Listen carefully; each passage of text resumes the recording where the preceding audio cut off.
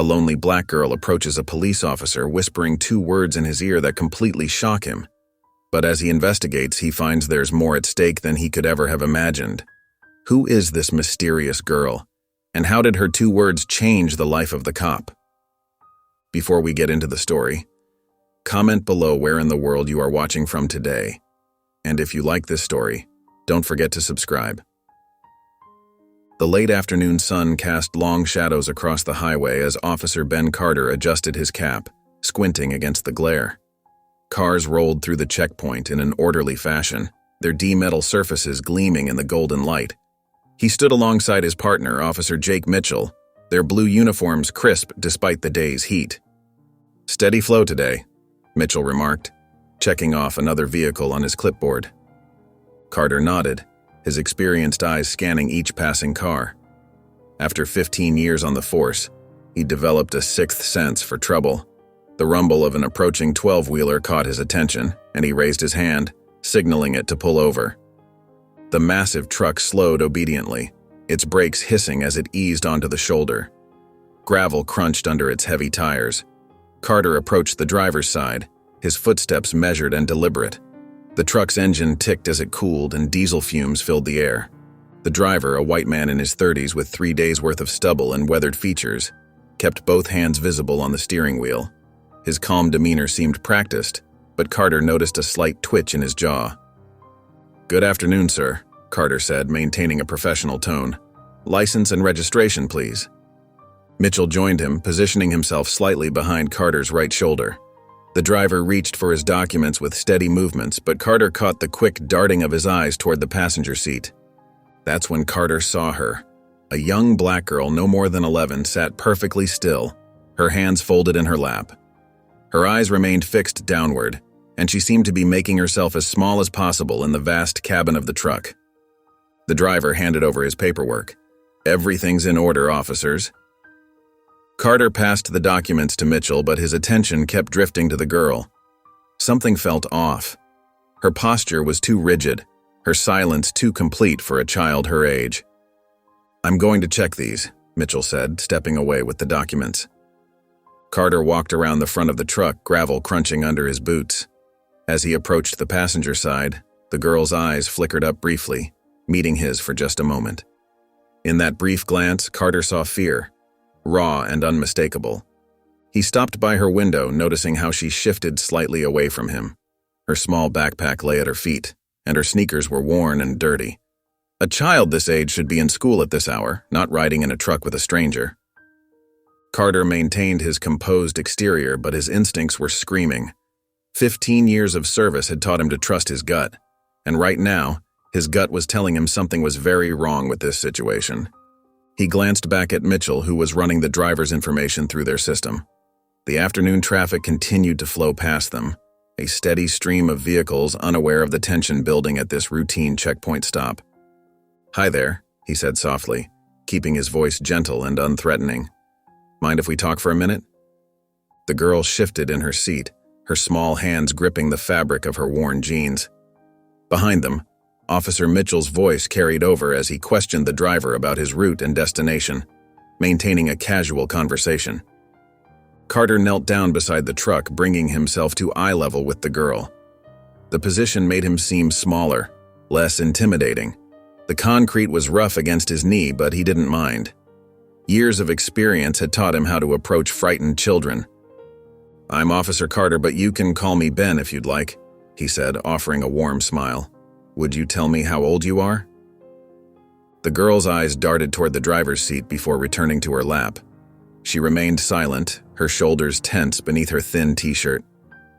"Are you traveling with family?" Carter tried again, keeping his tone conversational. A slight breeze ruffled the girl's hair, carrying with it the scent of diesel fuel and sun-warmed asphalt. She responded only with a slight shake of her head, still avoiding direct eye contact. Carter noticed her fingers working nervously at a loose thread on her jeans. "Everything okay?" he asked, watching her carefully. This time she gave a brief nod, but it seemed mechanical, rehearsed.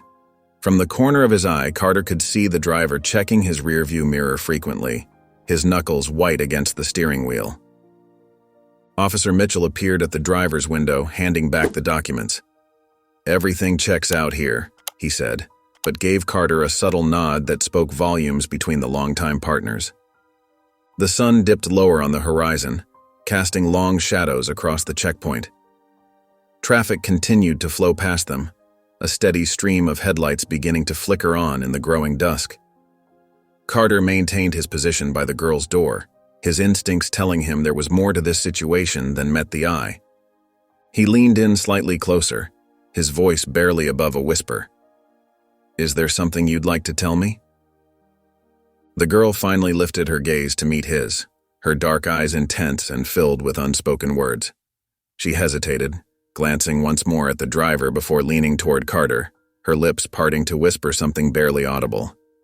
Ella's whispered words hung in the air between them. "It's poisoned." Carter's heart skipped a beat, but his face remained calm and steady. Years of training kicked in as he processed her warning, carefully avoiding any reaction that might alert the driver. The setting sun cast long shadows across the pavement as he straightened up, his mind already formulating a plan. With practiced ease, Carter caught Mitchell's eye and gave an almost imperceptible nod. His partner's shoulders tensed slightly, a sign he'd recognized something was wrong. "Sir," Carter called out, his voice firm but controlled. "I'm going to need you to step out of the vehicle for a moment." He kept his right hand casually near his radio, ready to call for backup if needed. The driver's face tightened. "What for? You checked my papers already." "Standard procedure, sir. Please step out and stand by the front of the truck." Carter's tone left no room for argument, though he maintained a professional demeanor. Mitchell moved closer, positioning himself strategically as the driver's hand hesitated on the door handle. The evening traffic continued to flow past them, headlights beginning to pierce the growing darkness. "This is unnecessary," the driver protested, but he slowly opened his door. "My papers are all in order." "Just a routine inspection, sir," Carter responded evenly. He pressed the emergency button on his radio twice, their silent signal for backup, while keeping his eyes on the driver. As the man finally stepped down from the cab, Carter gave Ella a reassuring nod. She sat rigid in her seat, her small hands clasped tightly together, watching every movement with wide eyes. "Right over here, please," Carter directed, gesturing toward the front of the truck. The driver's boots scraped against the asphalt as he reluctantly complied, his shoulders growing more tense with each step. Mitchell maintained his position, one hand resting casually on his belt as he watched the driver. Carter caught his partner's eye again and made a subtle sweeping motion with his hand, their signal for a vehicle search.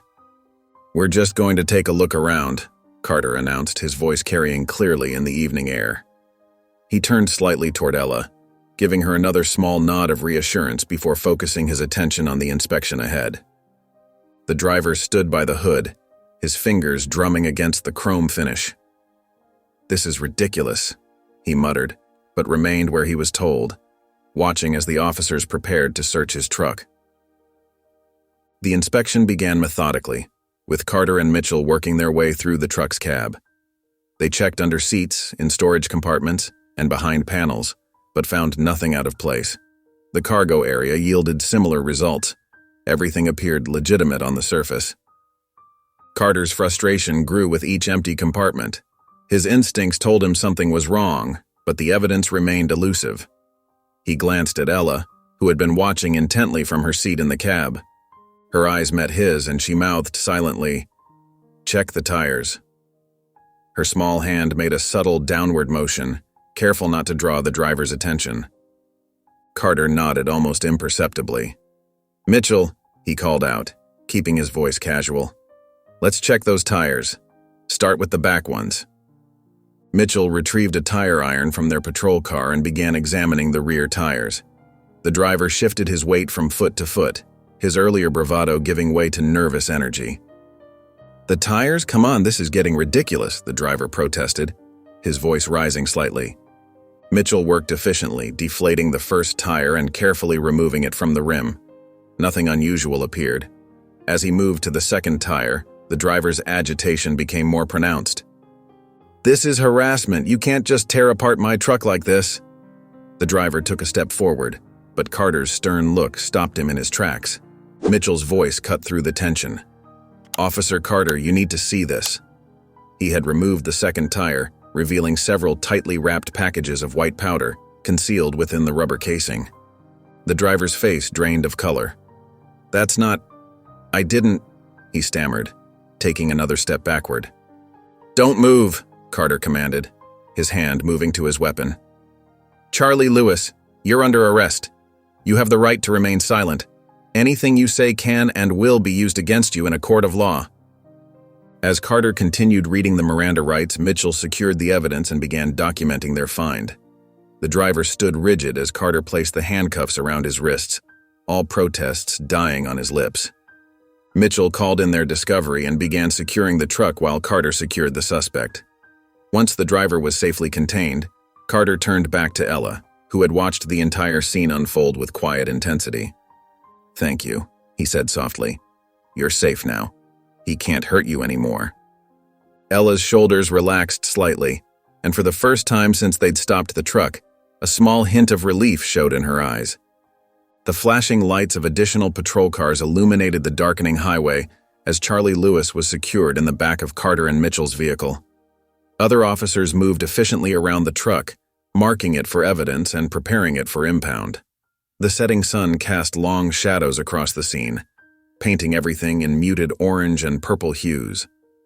Carter turned his attention to Ella, who stood quietly nearby, her small frame seeming even tinier in the growing darkness. "Let's get you somewhere safe," he said gently, placing a protective hand near, but not touching her shoulder as he guided her to the patrol car. Ella climbed into the back seat, careful to stay as far as possible from Charlie, who sat in stony silence on the opposite side. Carter noticed her instinctive withdrawal and positioned himself to create a barrier between them. As Mitchell drove toward the station, the interior of the patrol car remained quiet except for the steady hum of the engine and the occasional crackle of the radio. Ella pressed herself against the window, her breath leaving small clouds of fog on the glass. Carter watched her through the rearview mirror, noting how her shoulders had begun to relax slightly, though exhaustion was clearly visible in her face. Mitchell spoke into the radio, his voice professional and steady. "Dispatch, this is Unit 247 en route to station with one male suspect and one juvenile witness. Evidence team is on scene processing the vehicle." The streets grew more familiar as they approached the station, streetlights flickering on in the growing darkness. When Carter asked if she needed anything, Ella shook her head, offering only a quiet, "No thank you," in response. They pulled into the station's parking lot where Mitchell helped escort Charlie inside while Carter stayed with Ella. He led her through the building's entrance and into a comfortable waiting area, away from the booking desk where Charlie was being processed. "Would you like some water?" Carter asked, gesturing to a nearby water cooler. "Yes, please," Ella whispered, her first unprompted words since they'd left the checkpoint. While she sipped the water, Carter stepped a few feet away to make a quick phone call to social services, keeping Ella in his line of sight as he arranged for a social worker to come assist with her situation. Returning to where Ella sat, Carter settled into a chair nearby. "Someone's coming to help make sure you're taken care of," he explained softly. "And you won't have to see Charlie again." For the first time since they'd met, Ella's lips curved into a small, tentative smile, her eyes meeting Carter's with growing trust. Ms. Rachel Adams arrived at the police station just as the evening shift was changing. Her sensible shoes made soft sounds against the linoleum floor as she approached the waiting area where Ella sat. Her warm brown eyes and gentle smile immediately softened the institutional atmosphere of the station. "Hello, Ella," Ms. Adams said quietly, settling into a chair next to her. "I'm Ms. Adams, but you can call me Rachel if you'd like." She kept a comfortable distance, noticing how Ella's shoulders tensed slightly at her approach. Carter stepped forward, his police badge catching the fluorescent light. "Ms. Adams, I'm Officer Ben Carter. I was the one who called you." He quickly outlined the events at the checkpoint, emphasizing Ella's courage in alerting him about the hidden drugs. As he spoke, his gaze kept returning to Ella, concern evident in his expression. Ms. Adams nodded thoughtfully, her attention focused on Ella. "That was very brave of you, Ella," she said softly. Would you feel comfortable telling me a little bit about yourself? Is there anyone we can call for you, maybe family members or friends? Ella's fingers twisted in her lap as she shook her head. No, ma'am, she whispered. There's nobody. Her voice trembled slightly as she continued. I got separated from my sister and mother when I was 4, and I ended up with Charlie because…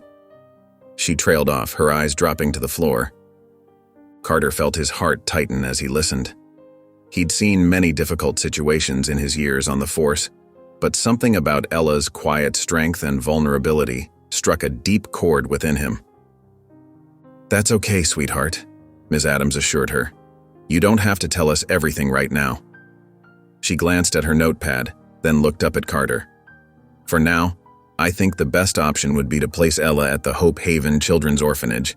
It's a safe place where she can stay while we work out a more permanent solution. Carter shifted his weight, clearing his throat. If there's anything I can do to help, he offered, leaving the sentence unfinished but meaningful. Ms. Adams smiled appreciatively at his offer while explaining to Ella, Hope Haven is a nice place, Ella. You'll have your own bed, good meals, and people who will look after you properly. Ella nodded silently, but Carter noticed the slight droop in her shoulders. He understood. After everything she'd been through, an orphanage, no matter how nice, probably felt like just another temporary stop in a long journey. Thank you, Ms. Adams, Carter said, his voice carrying a mix of gratitude and concern. You'll make sure she's taken care of there? Of course, Ms. Adams assured him, gathering her papers. She'll be safe, Officer Carter. That's our primary concern right now. Next morning, Officer Carter pulled up to Hope Haven Children's Home. The building's faded blue paint peeled in strips, and a rusty swing set creaked in the gentle breeze. His police boots crunched on scattered gravel as he made his way to the entrance, noting the worn steps and weathered door. Inside, the air held a musty sweetness, mixed with the lingering scent of breakfast. Following a staff member's directions, Carter found the common room where several children played with well-used toys. His eyes immediately found Ella, sitting alone in a corner chair, her small frame seeming to shrink into the worn upholstery. Hey there, Carter said softly, pulling up a plastic chair beside her. How are you holding up? Ella's eyes lifted briefly to meet his before dropping back to her hands. Okay, I guess, she mumbled. Did you get any sleep last night? He asked, noting the dark circles under her eyes. She shrugged, her fingers fidgeting with the hem of her shirt. Not really. The room is really crowded. There's 6 other girls in there, and some of them… She trailed off, biting her lip. Carter leaned forward slightly, his voice gentle. How do you feel about staying here, Ella? She glanced around the room, taking in the peeling wallpaper and scuffed floors. It's not great, she admitted quietly. The bed squeaks really loud, and there's never enough hot water for showers. And after everything with Charlie, her voice trembled slightly. I just don't feel safe here. Carter felt his chest tighten at her words. You know something, Ella. What you did yesterday helping us catch Charlie, that was incredibly brave. You deserve better than this. You deserve to feel safe and comfortable. Ella's shoulders hunched slightly as she watched 2 younger children squabble over a broken toy car. I wish I could just find somewhere that feels like home, she whispered. Carter straightened in his chair, his expression serious but kind. Listen, Ella, I promise you this. I'm going to do everything I can to make sure you find a real home. Somewhere you'll feel safe and cared for. You have my word on that. For the first time that morning, a small spark of hope flickered in Ella's eyes. Though she didn't smile, her posture relaxed slightly, and she nodded. Standing up, Carter took in the dingy surroundings, the water stains on the ceiling, the threadbare carpet, the insufficient lighting. The sight troubled him deeply, knowing Ella would have to spend her nights here, at least for now. As he prepared to leave, his mind already began working through possibilities, determined to keep his promise to help her find a better situation. Later that night, Carter sat at the dinner table with his wife, Mia. The aroma of her famous lasagna filled the air, but Carter's mind was elsewhere. He pushed his fork around his plate, deep in thought. "Ben, what's bothering you?" Mia asked, reaching across to touch his hand gently. Carter looked up, meeting her warm brown eyes. "Remember that drug bust I mentioned yesterday? Well, there's more to the story." He set his fork down and told her about Ella, how the young girl's tip had led to the discovery, her bravery in speaking up, and the sad state of the orphanage where she now stayed. Mia listened intently, her expression softening with each detail. "That poor child," she whispered. "All alone in that place after everything she's been through. You should see it, Mia. The building's falling apart and they've got way too many kids crammed into tiny rooms." Carter shook his head. "She looked so lost when I visited this morning." Mia was quiet for a moment, then straightened in her chair. "Why don't we have her stay with us?" she suggested. "Just temporarily, until they can find something more permanent." Carter's eyes widened. "Us?" "I don't know, Mia. Taking care of a child, especially one who's been through trauma." "We have the spare room," Mia continued, her voice gentle but determined. "And between your protection and my teaching experience, we could give her the safe space she needs right now." The next morning, Carter returned to Hope Haven. He found Ella in the same corner as before, this time attempting to read a tattered paperback. She looked up as he approached, a flicker of recognition crossing her face. "Hi, Ella," he said, sitting down beside her. "I wanted to talk to you about something." He paused, choosing his words carefully. "My wife and I were wondering if you'd like to stay with us for a while. We have a spare room, and it would be much quieter than here." Ella's fingers tightened on the book's worn edges. "With you?" she asked softly, uncertainty in her voice. "Only if you want to," Carter assured her. "My wife Mia is a teacher, and our house is pretty peaceful. You'd have your own space." Ella studied his face for a long moment, then gave a small nod. "Okay," she whispered.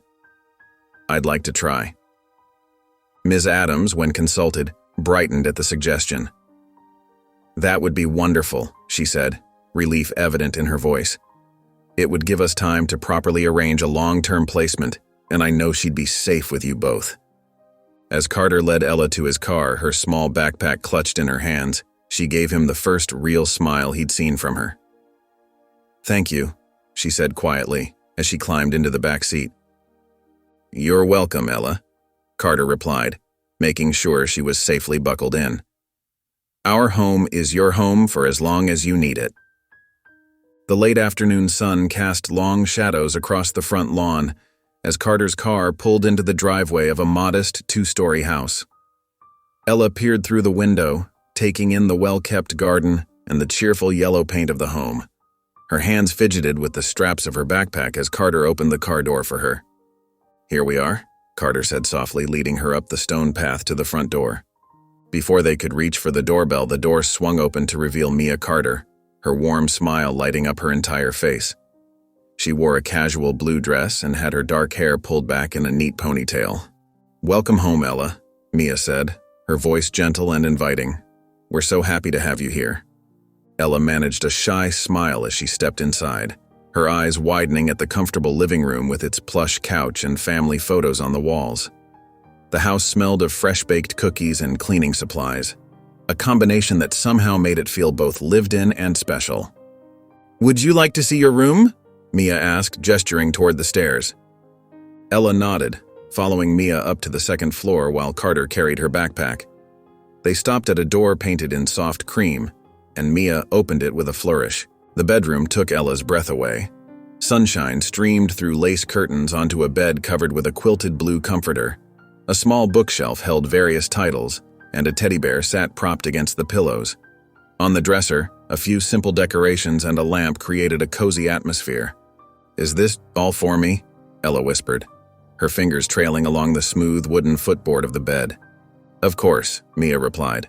"Why don't you take some time to settle in while I finish preparing dinner?" Later, they gathered around the kitchen table where Mia had prepared lasagna, garlic bread, and a fresh salad. The conversation flowed naturally as they ate, with Carter and Mia asking easy questions about Ella's favorite colors and foods. "Blue," Ella said softly when asked about her preferred color. Like the sky on a clear day. That's why I picked the blue comforter, Mia shared with a wink. Just had a feeling about it. As they continued eating, Ella gradually began to participate more in the conversation, even asking if she could help clear the table after dinner. Her shoulders had relaxed, and occasionally a small smile would appear when Mia or Carter said something funny.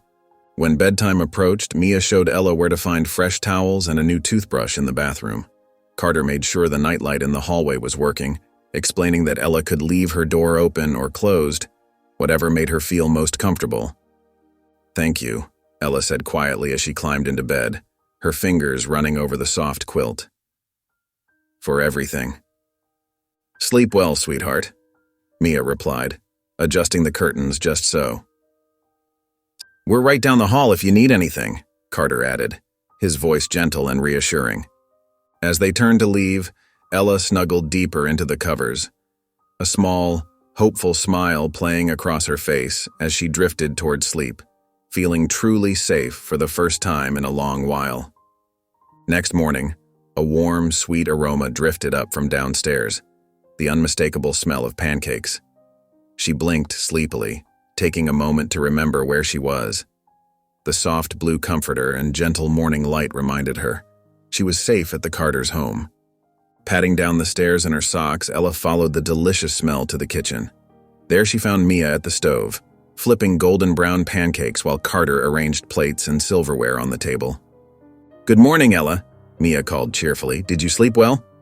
Ella nodded, a small smile forming as she watched Carter place a glass of orange juice at what she assumed was her spot at the table. "Perfect timing," Carter said warmly. "Breakfast is just about ready." As they settled around the table, steam rising from stacks of fluffy pancakes, Mia and Carter kept the conversation light and easy. "Do you have any favorite things you like to do, Ella?" Mia asked, passing the maple syrup. Ella carefully poured syrup over her pancakes before answering softly, "I like to draw sometimes, and read books." "Really?" Mia's eyes lit up.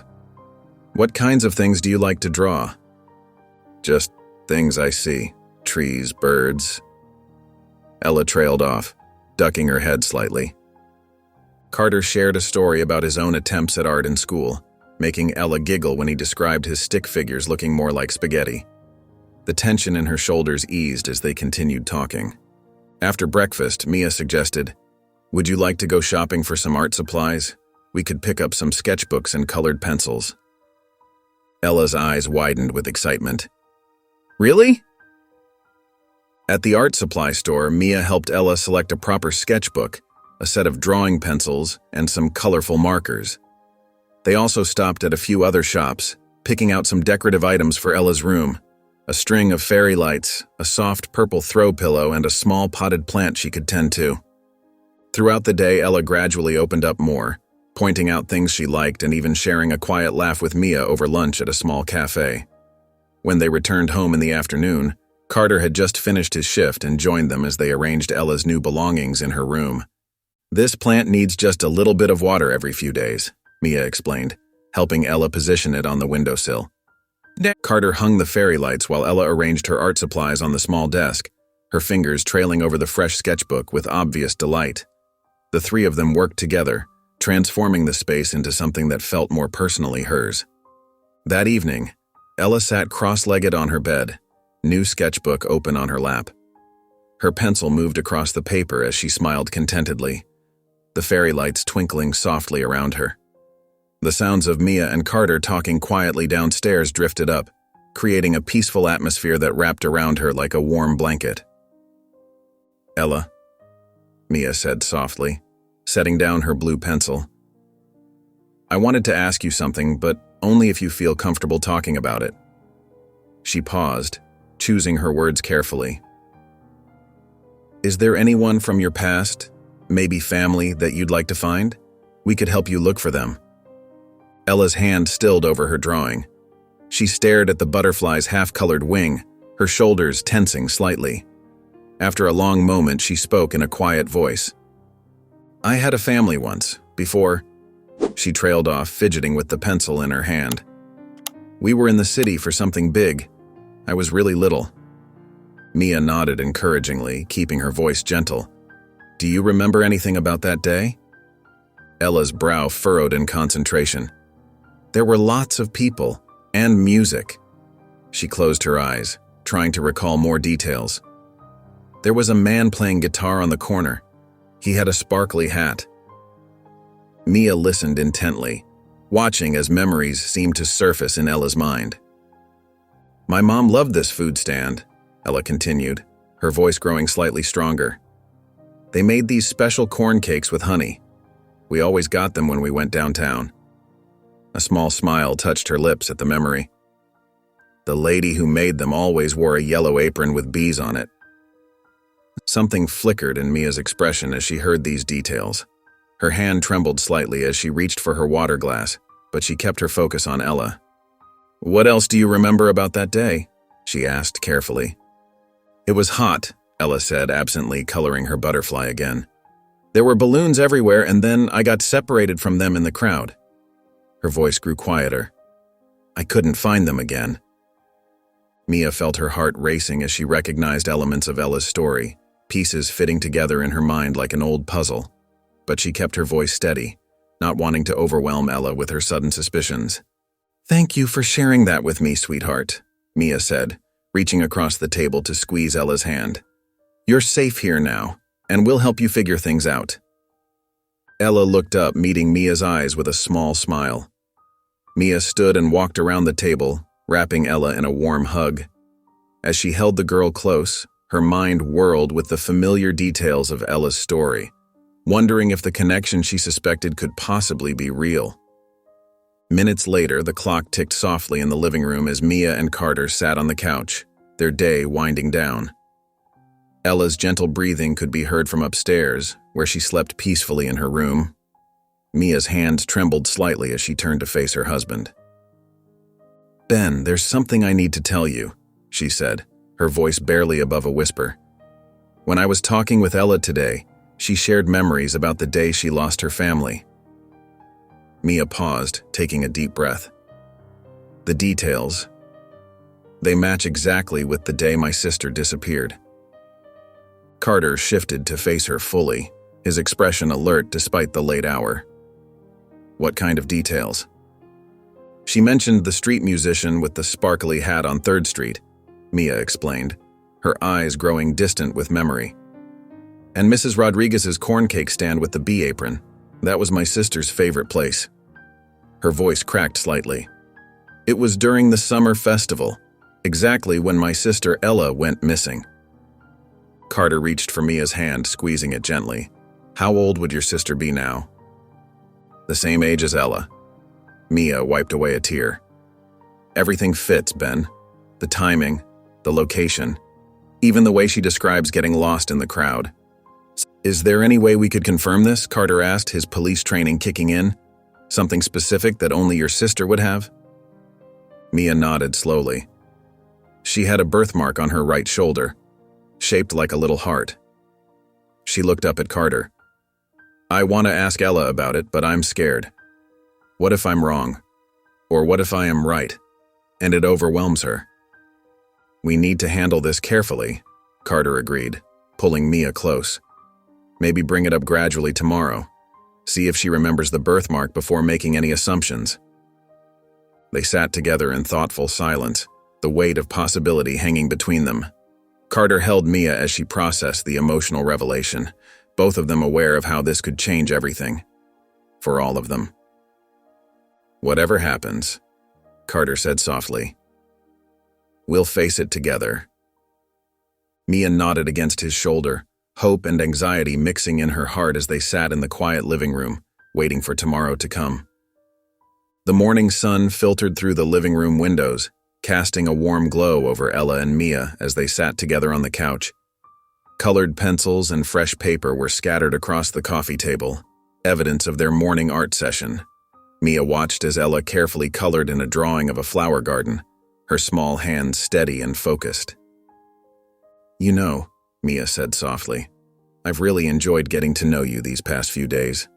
She picked up a blue pencil, adding to her own drawing. "Would you mind if I asked you a few more questions about your family?" Ella's hand paused briefly over her artwork. She glanced up at Mia, then nodded slowly. "Okay." "When you were little," Mia continued gently, "did your family ever point out anything special about you? Maybe a unique mark or feature?" Ella set down her pencil and thought for a moment. Her fingers absently played with the hem of her sleeve. "Well," she said quietly, "I remember they used to talk about my birthmark." Mia's heart quickened, but she kept her voice steady. "A birthmark? Would you feel comfortable showing it to me? It might help us understand more about your family." Ella hesitated, then rolled up her right sleeve. There, on her shoulder, was a small, heart-shaped mark that made Mia's breath catch in her throat. It was exactly as she remembered, the same size, the same distinctive shape that she had seen countless times on her sister's shoulder years ago. Mia's eyes welled with tears, but she blinked them back quickly. She didn't want to frighten Ella with an overwhelming reaction. Instead, she reached out and gave Ella's hand a gentle squeeze. "Thank you for showing me that," she said, her voice warm and steady despite the emotions surging through her. "You're very special, Ella. Very special indeed." Ella looked confused but pleased by the affection. She leaned into Mia's embrace as Mia wrapped her arms around her, holding her close. They sat there quietly, Mia's heart full of recognition and love, while Ella settled into the comfort of the hug, unaware of its deeper meaning. The rest of the day passed normally, with Mia waiting for Ben to come home anxiously. As soon as he entered, she ran towards him. "Ben, I'm certain it's her," Mia said, her voice trembling slightly. "The birthmark, it's exactly the same. Heart-shaped, right on her shoulder, just like my sister's." Carter took Mia's hand, squeezing it gently. "Tell me more about that day when she disappeared." "We need to be thorough about this," Carter said, his police training evident in his measured tone. "I can get a DNA match done tonight. The guys at the station must have taken it when we initially met her. That might be the documentation we need to help confirm the connection." Mia nodded, wiping away a tear. "Of course, you're right. And what about telling her? I want her to know, but I don't want to overwhelm her. She's been through so much already." "Let's get the documentation first," Carter suggested. "Once we have something concrete to show her, we can figure out the best way to explain everything. We need to be absolutely certain before we bring this up with her." "I know," Mia agreed. "It's just, all these years, wondering where she was, if she was safe. And now she's here, sleeping in our guest room." Her voice cracked with emotion. Carter pulled her close. "We'll handle this right, Mia. We'll make sure she has all the love and security she deserves. But we need to take it one step at a time." They sat in silence for a moment, the weight of their discovery settling around them. The clock continued its steady ticking, marking the moments of this life-changing evening. On Wednesday afternoon, Carter's phone rang while he was at his desk. His expression brightened as he listened to the social worker's report. The DNA results and documentation had confirmed what they already knew in their hearts. Ella was indeed Mia's sister. "Mia!" he called out as soon as he got home. She appeared from the kitchen, wiping her hands on her apron. "It's official. The records match perfectly." Tears welled up in Mia's eyes as she hugged him tightly. "Let's make this special for her," she whispered. They spent the afternoon preparing Ella's favorite foods: mac and cheese with extra cheese, crispy chicken tenders, and chocolate chip cookies. Carter wrapped a small silver locket in delicate paper, while Mia set the table with their best dishes. When Ella came downstairs for dinner, her eyes widened at the festive setup. Mia guided her to her seat, while Carter placed the wrapped gift beside her plate. "Ella, sweetie," Mia began gently, "I'd like to tell you a story about my family, if that's okay." Ella nodded, her dark eyes curious but cautious. "When I was 12 years old," Mia continued, her voice soft and warm, "I had a little sister who I loved very much. We used to go to all sorts of events together as a family. One summer day we went to the city festival, the one with all the street performers and food stands." Ella's grip on the pillow loosened slightly as she listened, recognition flickering across her face. "My sister," Mia went on, She absolutely loved the corn dogs from this one particular stand. We'd get them every time we went. She paused, noticing how Ella's eyes widened at the familiar detail. That day, during the festival, something happened that changed our lives forever. My sister got separated from us in the crowd.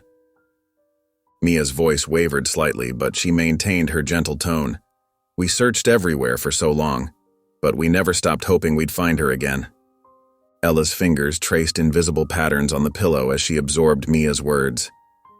Yesterday, when you showed me your birthmark, Mia said carefully, I recognized it immediately. You see, my sister had the exact same mark, in the exact same place. Ella's hand unconsciously moved to her shoulder where the heart-shaped birthmark lay. Her eyes met Mia's, filled with a mix of wonder and uncertainty. I believe, Mia said softly, reaching out to hold Ella's hand, that you might be my sister, the one I lost all those years ago. Tears welled up in Ella's eyes as the pieces began falling into place. The familiar memories, the shared details, the instant connection she'd felt with Mia.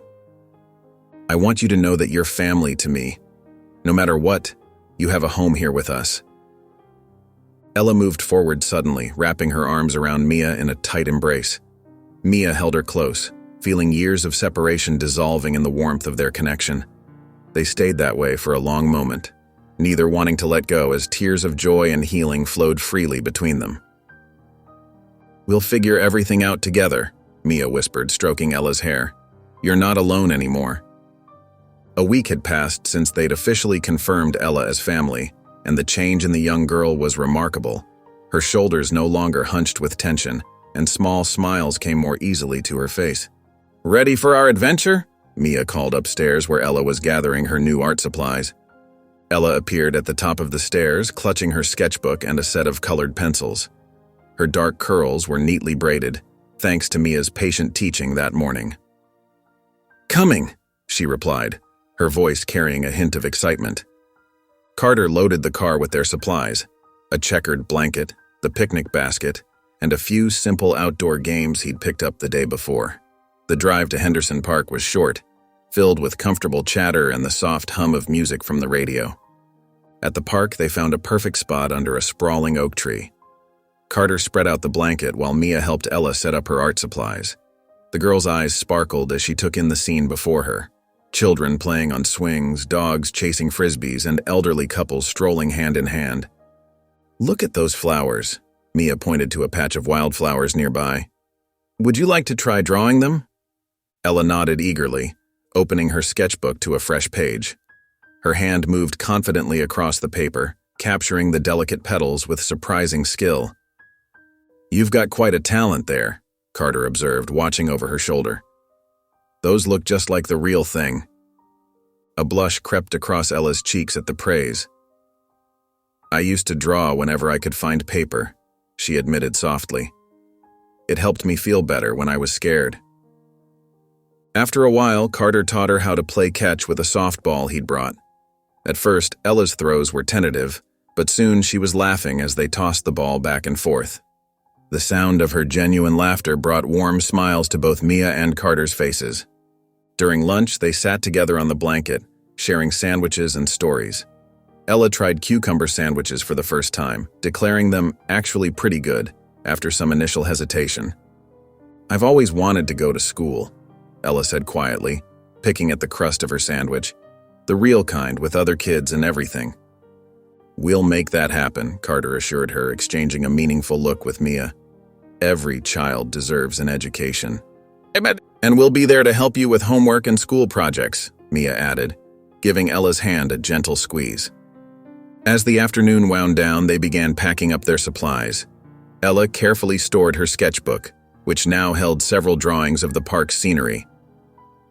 Thank you, she said softly to Mia and Carter, her eyes bright with happiness. For everything. Carter smiled warmly at her. This is just the beginning of our journey together, he promised, helping her fold the blanket. Soon, Ben and Mia got Ella admitted into a private school in order to offer her the life and education she had missed out on. Everything you need is right here, Mia said, zipping up the bag. And remember, Mrs. Thompson said you can bring your special colored pencils for art class." Carter appeared in the doorway, already dressed in his police uniform for his morning shift. He knelt down to Ella's level, his eyes warm with pride. "You're going to do great today. Being brave doesn't mean not feeling scared. It means doing something even when you are scared." The drive to school was quiet, with Ella watching the familiar streets pass by. When they pulled up to Washington Elementary, Ms. Field stood waiting at the entrance, her welcoming smile visible from the car.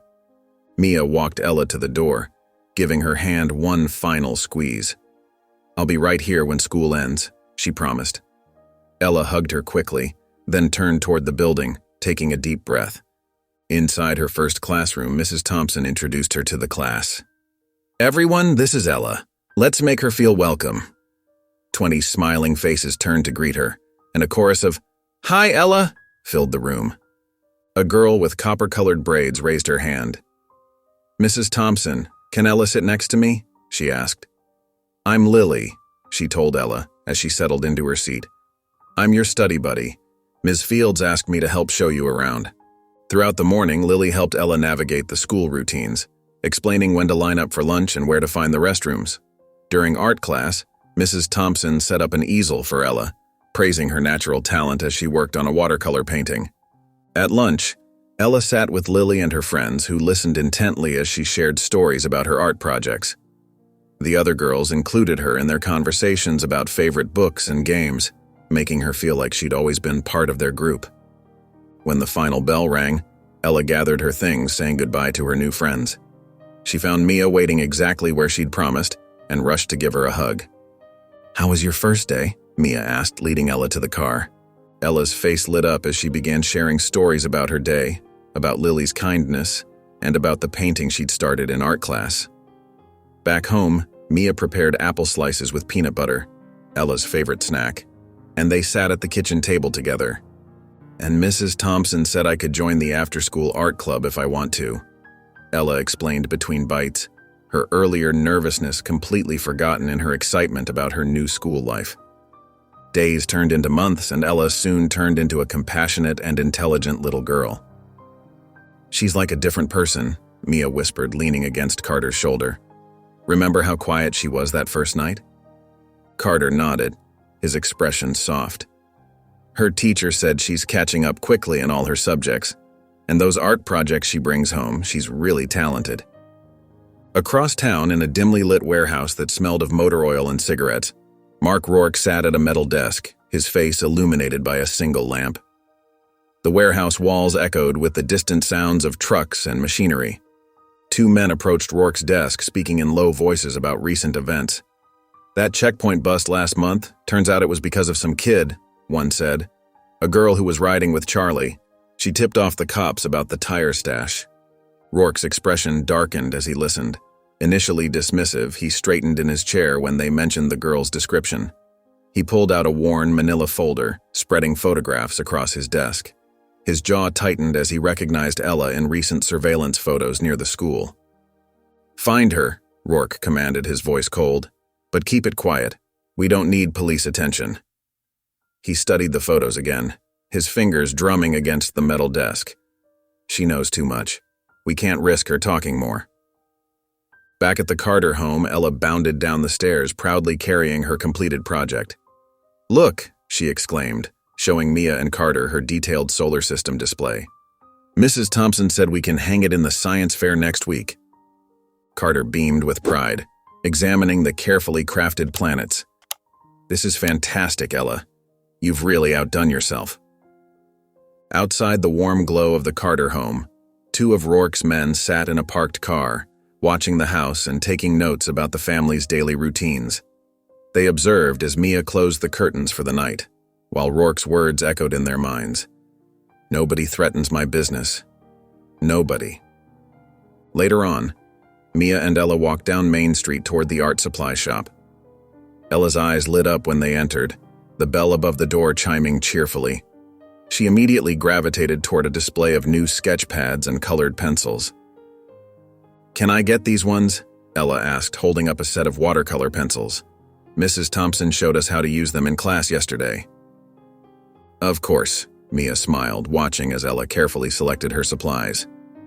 Outside, a black SUV idled across the street, its tinted windows concealing two of Rourke's men. They watched silently as mother and daughter browsed the shop. As they left the store, shopping bags in hand, Ella noticed the SUV. Something about it made her stomach tighten, though she couldn't explain why. She gripped Mia's hand a little tighter. They stopped for ice cream at the corner shop, and Ella spotted the same vehicle parked half a block away.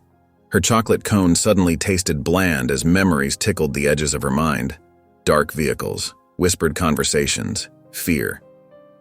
"Everything okay, sweetheart?" Mia asked, noticing Ella's distraction.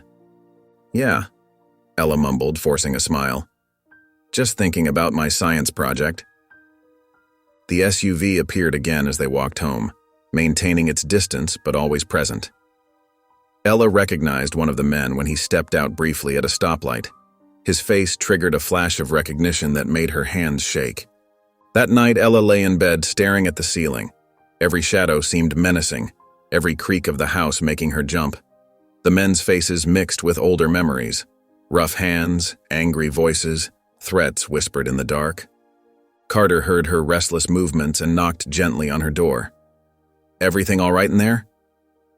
"I'm okay," Ella called out, her voice smaller than usual. Carter opened the door, concern etched on his face. "Big changes lately, huh? With school and everything?" He sat on the edge of her bed. "It's normal to feel a little overwhelmed sometimes." Ella nodded, not wanting to worry him with what might just be her imagination, but she couldn't shake the feeling that something was wrong. Miles away, the men pulled up to the warehouse where Rourke waited in his office. They detailed Ella's routine, her school schedule, her activities with Mia, the layout of the Carter home. Rourke listened intently, his expression hardening. "Time to remind her who she's dealing with. This little girl will pay for busting our operation," he said, pulling a piece of paper toward him to begin drafting his message. Next day, Mia dropped Ella off at school. Everything seemed normal at first. Ella went to her classes, worked on assignments, and chatted with her new friends. But during lunch break, she noticed something odd about her notebook. The corner was torn just slightly, in a way she knew she hadn't done herself. Her heart began to race when she approached her locker after math class. There, scratched into the metal surface, were 3 words that made her blood run cold. "We know." Ella quickly opened her locker, trying to hide the message from passing students. Her hands trembled as she gathered her books. Throughout the rest of the day, Ella kept glancing over her shoulder, jumping at small noises. When the final bell rang, she hurried outside to meet Mia, relief washing over her as she spotted their familiar car. "How was your day?" Mia asked cheerfully as they drove home. "Fine," Ella mumbled, staring out the window. Her mind raced with questions about the strange occurrences. As they pulled into their driveway, Mia noticed their mailbox standing open. Inside was a folded piece of paper. Ella watched as Mia retrieved it, her stomach nodding when she saw her foster mother's face pale. "Stay quiet or else," Mia read aloud, her voice shaking. Tears welled up in Ella's eyes as she finally confessed about the torn notebook and the message on her locker. Mia immediately pulled out her phone to call Carter. "Ben, someone's threatening Ella," Mia explained, her voice tight with worry. "There are messages at school and now this note in our mailbox." Carter took immediate action, calling trusted colleagues and arranging for extra patrols around their neighborhood. He rushed home early, gathering his family in the living room. "We're going to keep you safe," Carter promised Ella, who sat curled up on the couch. "I've got officers watching the house, and we're looking into who's behind this." But as darkness fell outside, Ella couldn't shake the memories that came flooding back. The harsh voices, the threats, the fear she'd lived with for so long. Even with Carter and Mia's reassurances, she felt her newfound sense of security beginning to crack. Carter stood before his assembled team in the precinct's briefing room, his expression grave as he outlined the situation. Maps and surveillance photos covered the walls, showing the locations where Rourke's men had been spotted. "We've got a unique opportunity here," Carter explained, pointing to recent photographs. "Rourke's men are getting sloppy, leaving traces as they try to intimidate Ella. We can use their focus on her to draw them out." His team listened intently as he detailed the surveillance plan. They would establish a protective network around the Carter residence, with unmarked vehicles and plainclothes officers monitoring all approaches. Security cameras would be strategically placed to cover blind spots. "Remember," Carter emphasized, "our priority is keeping Ella safe while gathering enough evidence to bring down Rourke's entire operation." Back home, Carter sat with Ella in the living room, carefully explaining the plan. "There will always be officers nearby," he assured her, noting how she nervously twisted her hands in her lap. "You won't see them, but they'll be watching everything." Ella nodded, her voice quiet but determined. "I want to help stop them," she said. "I don't want them to hurt anyone else." Within days, the surveillance operation began yielding results. 2 of Rourke's men were quietly apprehended while conducting their own surveillance of the Carter home. Under questioning, they revealed crucial information about the gang's structure and operations. "We've identified 3 main safe houses," Carter's partner reported, marking locations on a map. "They're using them to coordinate their trafficking activities." The team worked methodically, gathering evidence and building a comprehensive picture of Rourke's network. Each piece of information brought them closer to their ultimate goal: dismantling the trafficking ring completely. Carter's team positioned themselves around one of Rourke's primary hideouts, preparing for the raid that would bring down the operation. Undercover officers blended seamlessly into the neighborhood, maintaining constant communication as they waited for the perfect moment to strike. The first rays of sunlight pierced through the morning fog as Carter and his team surrounded the warehouse. Unmarked police vehicles blocked every possible escape route, while armed officers took their positions. Inside, the sudden activity outside alerted Rourke's men, sending them scrambling to respond. "All units in position," crackled the radio at Carter's hip. He signaled to his team, and they moved forward with practiced precision. The breach was swift and coordinated. Officers stormed through multiple entry points, their footsteps echoing through the metal structure. "Police! Don't move!" The shouts reverberated as Rourke's guards found themselves overwhelmed by the sudden assault. In the chaos, Rourke darted toward a concealed door behind some crates. Carter spotted the movement and cut through the warehouse floor, intercepting him before he could escape. "It's over, Rourke," Carter said firmly, his weapon trained on the gang leader. Rourke's face twisted into a calculating smile. "Come on, Officer Carter. We can work something out. You know how these things go." "The only place you're going is prison," Carter replied, thinking of Ella and countless other victims. "You've hurt enough people." Rourke lunged suddenly, but Carter was ready. A brief struggle ensued before Carter pinned him down, securing the handcuffs around his wrists with a decisive click. "Tell me about your operation," Carter demanded as he held Rourke against the wall. "Who else is involved?" "Maybe we can make a deal," Rourke attempted, his confidence wavering as he heard his men being arrested throughout the building. Officers discovered a hidden room during their sweep, finding several traumatized victims inside. Medical teams rushed in to provide immediate care while Carter watched, his jaw tight with controlled anger at their condition. The evidence recovery team gathered ledgers, computers, and documents that detailed the full scope of Rourke's trafficking network. Each piece would help ensure the operation couldn't rebuild itself. As police vehicles arrived to transport the arrested gang members, Carter personally escorted Rourke to a waiting car. He watched as the door closed on Rourke's face, marking the end of his reign of terror over innocent lives like Ella's. If you enjoyed the story of Ella, I handpicked this next story that you will enjoy. Please don't miss this one. Click here to watch it.